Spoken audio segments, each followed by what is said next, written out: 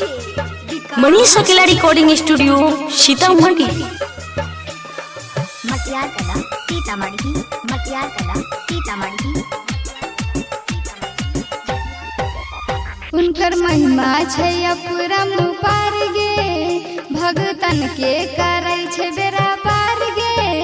उनकर महिमा छै अपरम पार गे, भगतन के करै छै बेरा पार गे।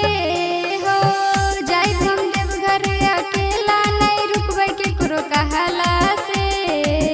जाय हम देवघर अकेला, नहीं रुकबै केकरो कहला से। जलवा चढ़ाई बब की बार सखी रे भोले बाबा के। जलवा चढ़ाई बब की बार सखी रे डमरू वाला के। जलवा चढ़ाई बब की बार सखी रे त्रिशूल वाला के।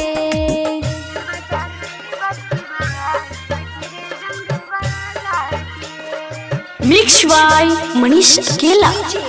विकास विकास प्रेम से बोली बाबा बासुकीनाथ की। मटियार कला सीतामढ़ी। कामर सजा के हमें देवघर जइबै, हाथ जोड़ी भोला जी के दर्शन पैबै।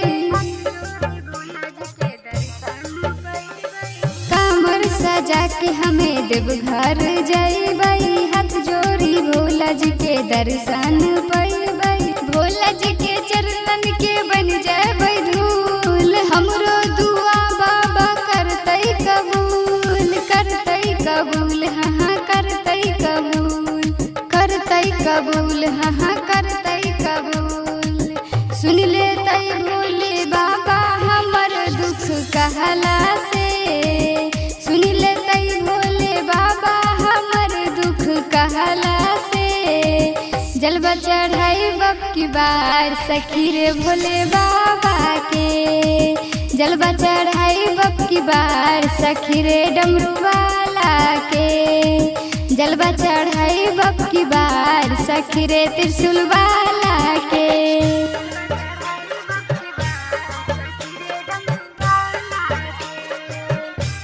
मिक्स बाय मनीष अकेला। विकास विकास प्रेम से बोली बाबा बासुकीनाथ की।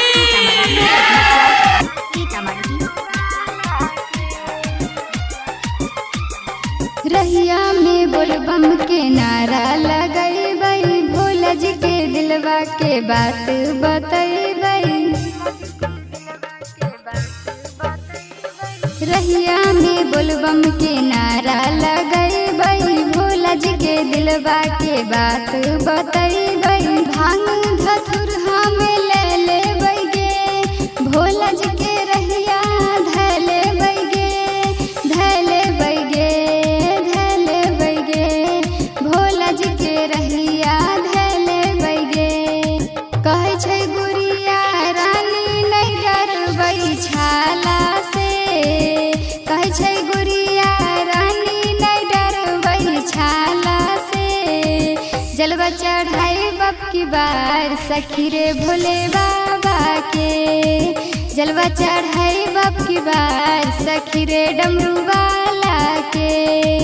जलवा चढ़ाई बब की बार सखी रे त्रिशूल वाला के। मनीष अकेला रिकॉर्डिंग स्टूडियो सीतामढ़ी।